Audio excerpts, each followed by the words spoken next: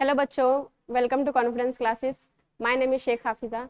आज हम पढ़ेंगे 9th क्लास की हिस्ट्री का चैप्टर 1 फ्रेंच रेवोल्यूशन।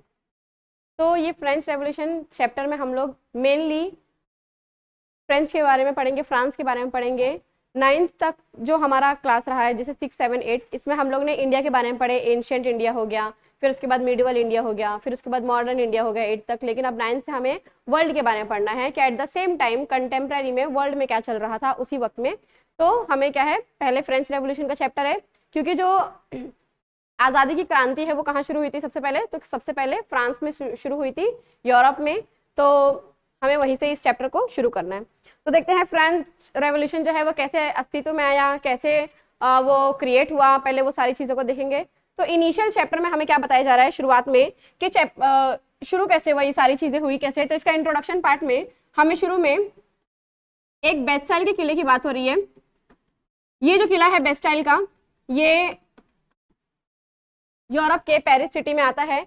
तो कहानी यहाँ से शुरू होती है। रूमर फैलता है, कंट्री साइड में एक रूमर फैलता है क्या कि जो राजा है वो अपने आर्मी को भेज रहा है आम जनता की फसल खराब करने के लिए, आम आदमी को मारने के लिए। ऐसे ऐसे कुछ रूमर फैल चुके थे पेरिस की सिटी में।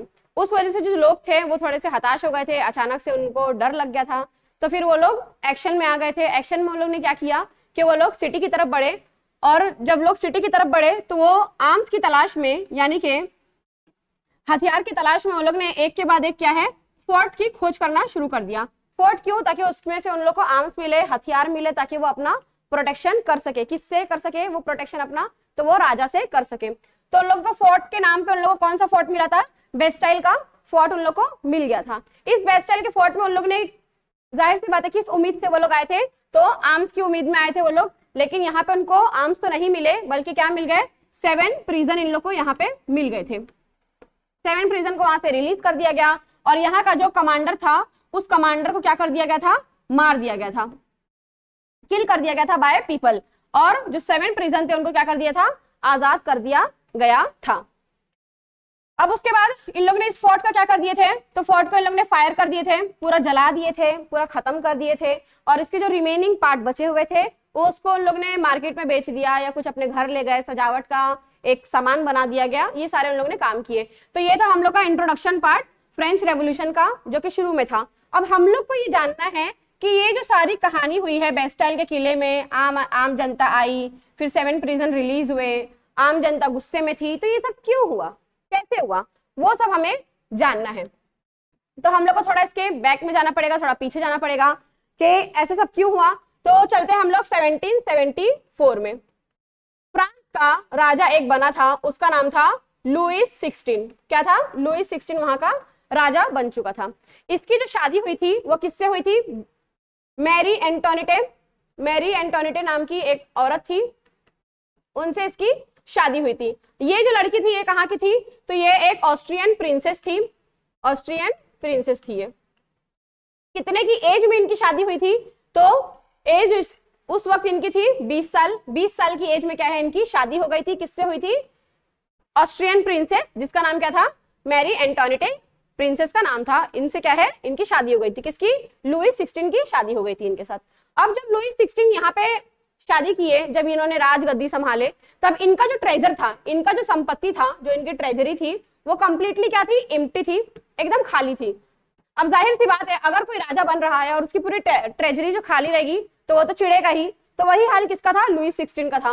वो सोच रहा था कि भाई मेरी जो ट्रेजरी खाली है तो मैं अपने एक्सपेंसेस को पूरा कैसे करूंगा, मेरा जो भी खर्च है मैं वो खर्च कैसे निकालूंगा। अब बात ये भी आती है कि इसकी जो ट्रेजरी थी वो एम्प्टी क्यों थी, कि क्या रीजन था इसके पीछे जो इसकी ट्रेजरी खाली थी। तो उसके पीछे का रीजन ये था कि उस वक्त अमेरिकन का इंडिपेंडेंस वॉर चल रहा था। उस वॉर को ये हेल्प कर रहा था कौन? फ्रांस वाला हेल्प कर रहा था उन लोग को आजादी दिलाने के लिए। अमेरिका वालों को आजादी किससे दिलानी थी उन लोग को? तो ब्रिटिश, यानी कि अमेरिका के ऊपर राज किसका चल रहा था? एक मिनट,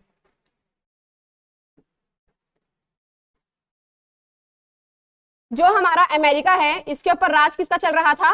ब्रिटिश वालों का चल रहा था। इस ब्रिटिश से आजादी कौन दिलाने में हेल्प कर रहा था? फ्रांस वाला। इस वजह से इन लोग की जो संपत्ति है वो क्या है, धीरे धीरे ट्रेजरी क्या है वो धीरे धीरे खत्म हो रही थी। बल्कि इनके ऊपर कितने का कर्ज हो चुका था? 2 बिलियन लिब्रे का जो है कर्ज हो चुका था। लिवरे क्या है, तो लिवरे फ्रांस की उस वक्त की करेंसी हुआ करती थी, ठीक है। तो उन लोगों के ऊपर कितना कर्ज हो चुका था, 2 बिलियन लिवरे का कर्ज हो चुका था। किसके ऊपर, फ्रांस वालों के ऊपर। क्यों, क्योंकि वो अमेरिका को आजादी दिलाने में हेल्प करवा रहा था। अब आगे जब इसको ये सारी बात हुआ ऐसे मन में से कि हाँ मैं अब अपने खर्च कैसे निकालूंगा, मैं अब अपना आगे का काम कैसे करूंगा, तो इसने क्या सोचा कि मैं टैक्स को बढ़ा देता हूँ, मेरा जितना भी टैक्स है आम जनता के ऊपर उसको मैं इंक्रीज कर देता हूँ। तो सिंपल सी बात है, जब टैक्स ज्यादा आएगा तो मैं क्या करूंगा, उससे अपने एक्सपेंसेस को पूरा कर लूंगा। जैसे मेरा जो पैलेस है उसको संभालना, नौकर चाकर को संभालना, मेरे सारे काम है, तो वो सब में क्या है, मुझे पैसा कहाँ से मिलेगा, तो मैं टैक्स को क्या करूंगा, इंक्रीज करूंगा। अब टैक्स देने वाला वहां पे जो आम जनता थी उसका हम लोग पहले देखते हैं कि वहां पे मेनली स्टेट कितनी थी, कौन कौन से लोग थे। तो फ्रांस की जो उस वक्त का टाइम पीरियड था उसमें 3 स्टेट मेजरली हुआ करती थी। जो वहां की फर्स्ट स्टेट थी उसमें कौन आते थे, क्लर्जी। क्लर्जी मेनली किस चीज को डिनोट करता है, तो ये चर्च के मेंबर को डिनोट करता है। जैसे चर्च में रहते हैं ना अपने फादर वगैरह, तो क्या है, पहला स्टेट में कौन था, चर्च सबसे सुप्रीम रहता था। सेकंड स्टेट किसकी रहती थी, सेकंड स्टेट में रहती थी नोबेलिटी, यानी कि राजघराना, ठीक है। ये किसके लिए रहता था, मेनली किंग के लिए रहता था, इसमें आते थे राजघराने वाले। थर्ड स्टेट में क्या आता था, आम जनता, ओके। अब थर्ड स्टेट भी ना 3 सेक्शन में कैटेगराइज था। पहले सेक्शन में कौन आते थे, अमीर बिजनेसमैन, जिसके पास क्या है, जो अपना बिजनेस करते हैं, जो ठीक ठाक हालत में है। अब सेकंड आते हैं ऐसे पीजेंट जो क्या है, थोड़े से स्टेबल है, थोड़ी बहुत इन लोगों के पास जमीन है। और लास्ट वाले कौन से पीजेंट आते हैं, ऐसे जिसके पास क्या है, कुछ भी नहीं है, उनके पास खुद की कोई जमीन नहीं है, ठीक है। मतलब इनके पास क्या है, थोड़ी बहुत जमीन है, यस में हम लोग कर देंगे इसके पास, और इनके पास क्या है, थोड़ी भी जमीन नहीं है। ये थोड़े स्टेबल है, ये थोड़े भी स्टेबल नहीं है। ये कौन से है, जो दूसरों की जमीन पे रखे काम करते हैं। तो थर्ड स्टेट जो है वो मेनली 3 सेक्शन में क्या थी, कैटेगराइज था। अब जो यहाँ पे जितना भी टैक्स वगैरह का सिस्टम था, ये पे कौन करेगा, तो थर्ड स्टेट वाला पे करेगा। यानी कि सेकंड स्टेट और फर्स्ट स्टेट क्या रहता था, एकदम फिक्रमंद, क्या बोलेंगे उसको, बेफिक्र रहता था कि हमको क्या है, कोई भी टैक्स नहीं भरना है। अब जाहिर सी बात है, राजा खुद को तो टैक्स देगा नहीं, क्लर्जी भी टैक्स नहीं देगा, तो बच्चा कौन, ये थर्ड स्टेट वाला, तो इन लोगों क्या है, टैक्स देना पड़ता था। अब वहां पे टैक्स का सिस्टम देख लेते हैं, टैक्स के सिस्टम में क्या था। तो पहला टैक्स था तिथे। फर्स्ट टैक्स कौन सा था, तिथे। ये मेनली आम जनता किसको पे करती थी, चर्च को पे करती थी, ओके, चर्च को पे करेगी। सेकंड कौन सा था, टाइल। ये किसको पे करना रहता था, ये डायरेक्ट टैक्स होता था जो कि राजा जी को पे करना रहता था, यानी कि किंग को पे करना है, डायरेक्टली टैक्स था। और लास्ट वाला 2 टैक्स और लगता था डेली के लिए, डेली यूज में, एक था तंबाकू के ऊपर और दूसरा कौन था, नमक के ऊपर। तो मेनली ये क्या है, 3-4 तरीके के वहां पे टैक्स हुआ करते थे। और ये क्या है, किसको पे करना रहता था, आम जनता, यानी कि इस थर्ड स्टेट को पे करना रहता था। वो दोनों स्टेट एकदम बल्ले बल्ले रहती थी, और ये वाली स्टेट को क्या रहना था, थोड़ा क्या पूरा तरीके से टैक्स भर भर के ये लोग परेशान हुए रहते थे। तो ये सब उस वक्त का माहौल था कि वहां का टैक्स का सिस्टम कैसा था, वहां की स्टेट कैसी थी, राजा क्या चाह रहा था। तो राजा का हमने क्या देखा कि राजा क्या है, मेनली टैक्स बढ़ाने के पीछे लगा हुआ था कि मैं क्या है, टैक्स बढ़ा दूंगा तो उससे क्या होंगे, जो मेरे एक्सपेंसेस है वो मैं उससे डील कर लूंगा, ठीक है। अब आता है इसके बाद वाला टॉपिक, सर्वाइवल का टॉपिक आता है। यहाँ पे पहले पुरानी बात है, 1789 जो कि रेवोल्यूशन का डेट है, ठीक है। 1789 जो कि रेवोल्यूशन का डेट है। इस वक्त क्या है, जो यहाँ की पॉपुलेशन थी वो 5 मिलियन से क्या है, बढ़ चुकी थी। प्रीवियस टाइम के अकॉर्डिंग 5 मिलियन से क्या है, ये बढ़ चुकी थी, आगे बढ़ गई थी। यानी कि पहले के टाइम में 5 मिलियन लोग कम थे, लगभग 23 मिलियन कुछ लोग रहते थे। लेकिन अब क्या है, वहां पे 28 मिलियन लोग हो गए थे, कब, 1789 में। अब जाहिर सी बात है, जब आम जनता की तादाद, पॉपुलेशन जब ज्यादा होगी, तब खाने पीने का जो है उन लोग को वो ज्यादा चाहिए रहेगा, यानी कि फूड प्रोडक्शन ज्यादा चाहिए रहेगा। लेकिन क्या है, जब टैक्स बढ़ा तो वहां का फूड प्रोडक्शन भी क्या होने लगा था, इंक्रीज नहीं हो पा रहा था, बल्कि लोग क्या है, टैक्स भर भर के अपना जो फूड प्रोडक्शन है वो नहीं कर पा रहे थे। बैड हार्वेस्ट हो गया तो उन लोग से और उन लोग को दिक्कत हो जाती थी। तो ये सारे क्या है, उस वक्त के मसले हुआ करते थे आम जनता के। ड्यू टू टैक्स वो लोग क्या है, अपना खर्चा पानी नहीं निकाल पा रहे थे, ठीक है। और उन लोग मतलब इतना उन लोग के पास पैसा नहीं रह रहा था ना कि वो लोग अपना खुद का पेट भर सके, जो उन लोग का खुद का नॉर्मल सा खाना है वो खरीद सके, ऐसा भी नहीं हो रहा था। यानी कि उन लोग की डेली लाइफ भी सस्टेन नहीं कर पा रहा था। इसको हम लोग क्या बोलेंगे, सबसिस्टेंस क्राइसिस, जो कि उस वक्त चल रहा था। यानी कि खुद की भी अगर जरूरत को हम पूरा नहीं कर सकते हैं तो हम उसको क्या बोलते हैं, सबसिस्टेंस क्राइसिस बोलते हैं। और ये मेनली उस वक्त आम जनता फेस कर रही थी। कहाँ की आम जनता, तो फ्रांस की आम जनता फेस कर रही थी। जाहिर सी बात है, जब इतनी सारी मुसीबतें आम जनता के ऊपर पड़ेगी तो वो उसका फील क्या होगा, यही होगा कि वो लोग चिढ़ जाएंगे। किससे चिढ़ेंगे, अपने सरकार से चिढ़ जाएंगे, ठीक है। अब यहाँ पे हमको किंग के बारे में पढ़ना है कि आउटब्रेक कैसे हुआ रेवोल्यूशन का, ऐसा कौन सा मुद्दा उखड़ के आया जिसकी वजह से क्या है रेवोल्यूशन का आउटब्रेक हो गया। अब यहाँ पे हम लोग देखेंगे outbreak of the revolution, outbreak देखना है अपने को, ऐसी कौन सी चीज हुई जिसकी वजह से जो रेवोल्यूशन था वो हो गया। ठीक है, अब यहाँ पे हम लोग ने क्या देखे कि जो राजा था उसको क्या बढ़ाना था, टैक्स बढ़ाना था मेनली। ठीक है, ओके, तो वो क्या चाह रहा था कि मैं कैसे भी क्या है टैक्स को बढ़ा दूं। अब बात ये थी ना कि वो टैक्स को ऐसे नहीं बढ़ा सकता है, उसको पहले इसके लिए पर्टिकुलर मीटिंग करनी पड़ेगी, उसके बाद ही क्या है वो टैक्स को बढ़ा सकता है। अब ये लास्ट टाइम मीटिंग कब हुई थी, ये तो ये हुई थी 1614 में क्या है लास्ट टाइम की मीटिंग हुई थी। तब क्या है इसको अब वापस से मीटिंग करनी थी, क्यों, क्योंकि टैक्स बढ़ाना है भाई तो इसको मीटिंग तो करनी पड़ेगी। तब इसने क्या है दोबारा में मीटिंग किया, डेट था उस दिन 5 मई को।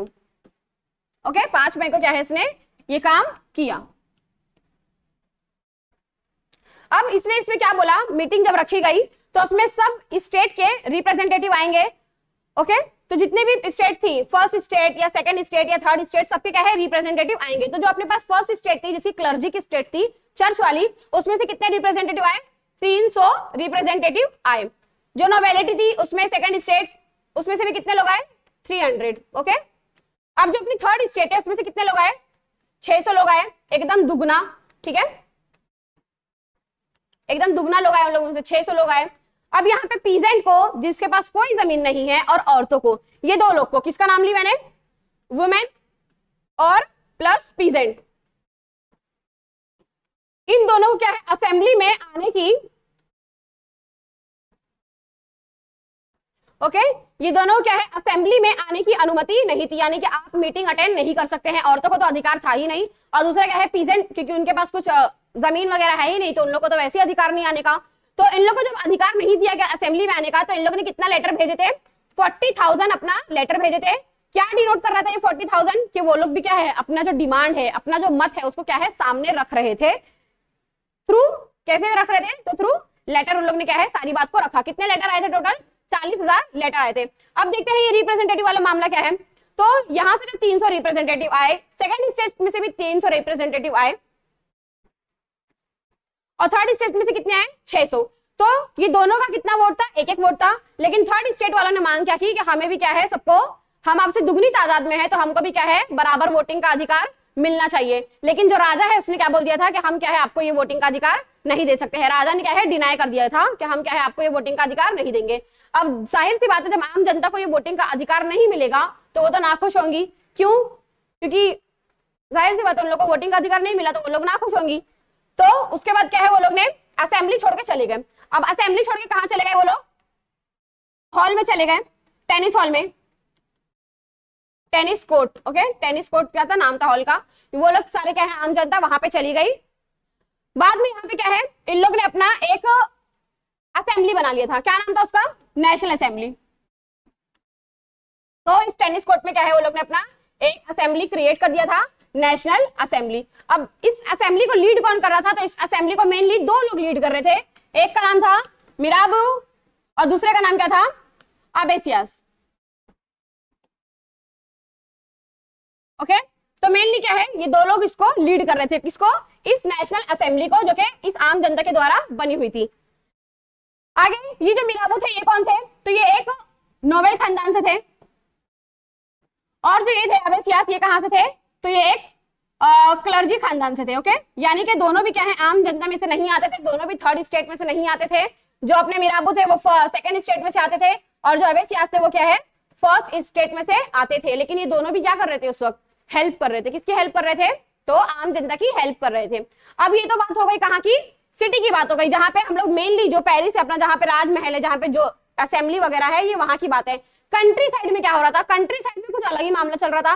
कंट्री साइड में रूमर फैल चुका था कि भाई जो राजा का आदमी है, राजा के जो सिपाही है वो कहाँ पे आ रहे हैं, तो वो हमारे पास आ रहे हैं, हमारी फसल बर्बाद करने के लिए आ रहे हैं। ये सब केस का खदशा हो रहा था, आम जनता को ये सब चीज का खदशा हो रहा था, डर लग रहा था वो लोग को।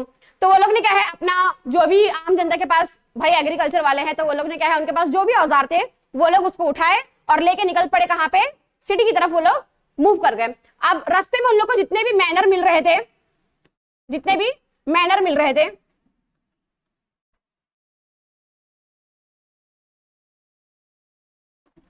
मैनर और चेटेक्स, यहाँ पे दो चीज का नाम आता है, मैनर और चेटेक्स। ये दोनों भी जहां पे उन लोग को मिल रहे थे तो वो लोग क्या है इसको बर्बाद करते हुए चल रहे थे। इसका मतलब क्या होता है मैनर और चेटेक्स का?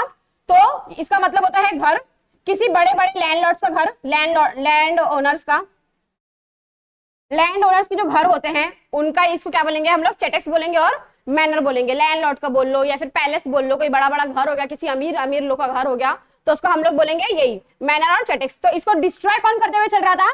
आम जनता, यानी कि पीपल इसको क्या है डिस्ट्रॉय करती हुई चल रही थी। कौन सी पीपल थी वो? भाई विलेज की थी, अपने कंट्री साइड की पीपल थी, जो कि बहुत ज्यादा गुस्से में थी। तो वो लोग क्या है इसको पूरा का तोड़ फोड़ एकदम तबाही मचाते हुए आगे बढ़ते हुए चले जा रहे थे।